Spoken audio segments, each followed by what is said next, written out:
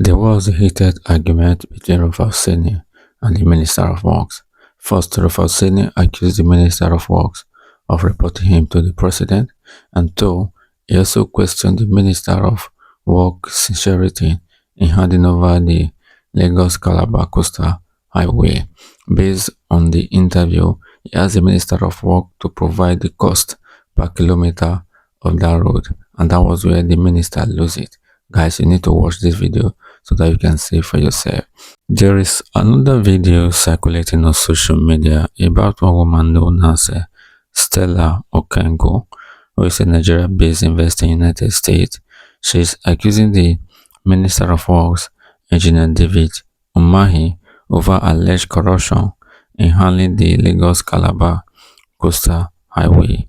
According to her, she said that the Minister of Works questioned her credibility of the $250 million Windhome Estate investment. Guys, I urge you to watch this video so that you can see for yourself what I'm talking about. Please don't forget to like this video and subscribe to my channel. So at first, Minister, after you had gone to report me in front of President Tinubu and said all sorts, anyway, I am not beholden to you. My job is accountability. You're too small for me to report you to the president. No, but they are empirical. You're too small Minister, for me to Minister, report you to Minister, the let me president. speak. Minister, let me speak. I have empirical evidence. The world watched it on the commission of the project when you mentioned the questions I asked you to the president. That was reporting me to the president officially. The world watches, so you don't need to dilly-dally about the empirical facts. I don't talk without facts, Minister. You know, when I have my facts, I talk. And I insist on my question when I ask on cost. Let me only address you. Minister, you will not allow me speak. The problem is you will not allow me speak. You spoke for over 20 minutes, over 10 minutes. Because you don't know what you are speaking. But let me speak. Let me speak. You will not. What your profession is. You will not allow me speak. You see, if you can just keep quiet and be calm and just allow me speak, I'll be happy. All right. So my question still persists as regards the cost per kilometer. You cannot tell me that we don't have a right to know the cost per kilometer. Even if it's an undulating landscape, give us all the facts and the details of the cost per kilometer. That's all we'll ask for. Other questions as regards the loans taken. Let me finish. Let me finish. Let me finish. Listen to me. Minister, you will not allow me to speak. The minister will not allow me to speak. No. Don't do that with me. Minister will not allow me to speak. I was in your studio. Minister will not allow me to speak. And when the first section was on, and I ran the figures. And what you're asking us is 750 kilometers of coastal highway. We should tell you cost per kilometer. So you multiply by 750. That's nonsensical. No, so tell me the cost per kilometer. There's nothing too hard for you to tell me that figure. You've not still told me that figure. So I was right on that point. The second point... Because you don't understand anything. The second point I'm trying to make is You don't understand anything. I'm a professor in this field. Okay. You don't understand anything. What university gave you professorship in this field? And you cannot ask me to tell you a cost. What university gave you professorship in engineering? I didn't know you were Professor Umahi, Minister. I didn't know. So... Please, I'm professor in practice. In practice. I'm professor in practice. Okay. I understand engineering very well. So secondly, and you have no knowledge of what you're asking. If you will let me... You have no knowledge. If you will let me ask So questions. you keep quiet. Okay. And then stop, you know... Minister, it's all right. Keep dignifying yourself and let the world see you for who you are.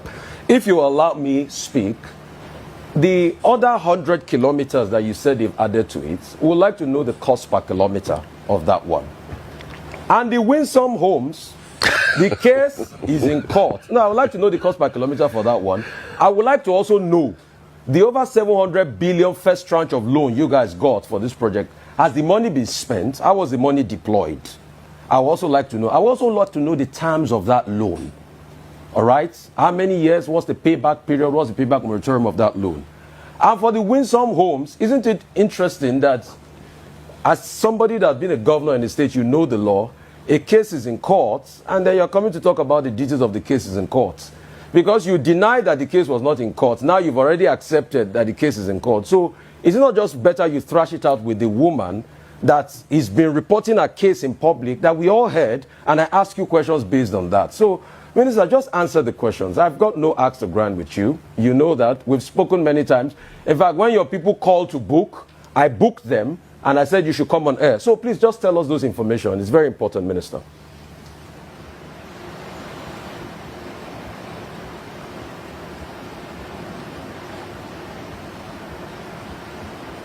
I'm not hearing, even though this guy is not. There's another video being shared online of a woman, Stella Okeagwu, who's a Nigerian investor based in the U.S., and these are both political related stories, and she's challenging Minister of Works David Umahi over alleged corruption.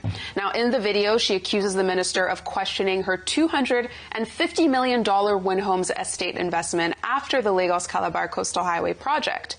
She also points to what she describes as irregularities in how Umahi is building personal assets through public office. Let's take a look. Engineer David Umahi, you called me a fraud. You questioned how I brought $250 million as an investor. You mocked my credibility. But let me ask you something that Nigerians and the world are already asking quietly. As a former governor of Ebonyi State, how did you build the massive hotel that you named after your child and property associated with you across Enugu, Lekki, and Ebonyi and beyond? How does a public servant, a governor, salary amass such project that runs into billions of dollars? When you look at your own life, your own assets, your footprint in power, do you really feel comfortable pointing finger at a woman who built her wealth transparently, legally, and internationally? You questioned how investors trusted me with $250 million because people trust character. That is the answer. Because people trust structure, because people trust transparency, because people trust who built without stealing. And now you want to be the president of Nigeria. Now, this video adds to the recent controversies involving the minister, including Tracy Ohiri, if you remember. She since walked back her accusations, but also just yesterday, we heard from Minister Umahi speaking at a separate event in Abuja, saying that all road projects under his watch were scrutinized by anti-corruption agencies, saying the ministry even personally wrote to the EFCC, an Independent Corrupt Practices Commission, to investigate all federal road projects. No, but with due respect, let's complete the story as regards Tracy Ohiri. Okay. After walking back her argument, then she already made the allegations of that she was giving 100 million. After the allegation, then she also came out confirming that she collected something for the minister, and she was crying, begging Nigerians that she just had to collect because the pressure was too much. So she confirmed what she already said about the, she didn't state the amount she collected, though, but she confirmed the narrative of she already that she collected over 100 million to be able to make that statement. So there was a money exchange, and she's been crying to beg Nigerians. But me, I think her cry is crocodile tears. They should be able to take her on and all of that, and take her to where they will properly sanction according to, even if there's a legal process as regards that, because that's crocodile tears. Because you didn't cry that cry when you were calling on Nigerians. To help you. When you collected the money, you didn't cry. If she already did not reveal that over 100 million happened, you will not come out and be crying crocodile tears and be begging Nigeria. So I just wanted to balance that story and put it at the end. And you see, that's when we have stories like that, sadly, when we then have new allegations like this, it gives a question mark. It makes you question credibility, because what you're now saying is that I hope that one day this woman wouldn't come back if she gets what it is that she's looking for and say, oh, you know what, I want to take back everything I've said in the past.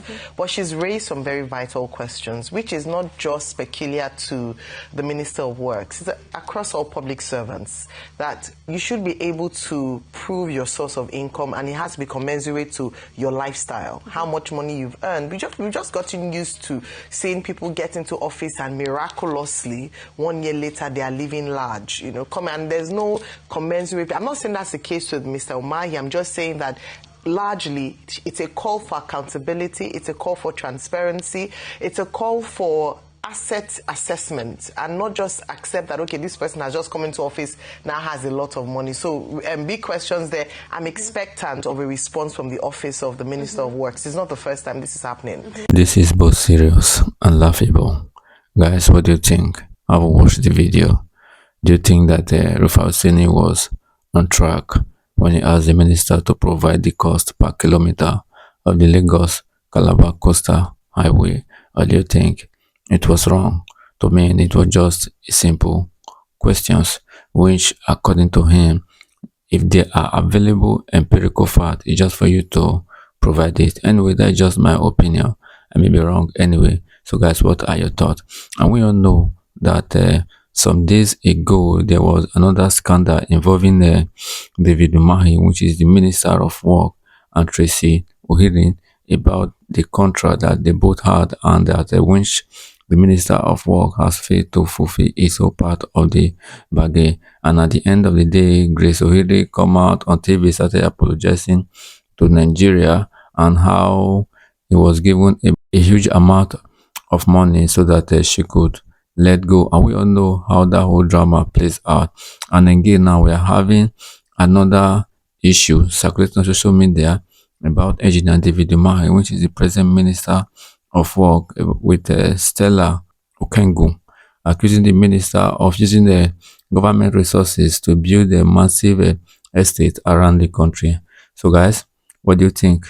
What is your take about this whole saga that is playing out again, revolving around the Minister of Works? So, whatever your thought is, kindly package them and drop them in the comment box. And please don't forget to like this video and subscribe to my channel so that whenever we drop a new video, you'll be the first to be notified. Thank you for watching. God bless you.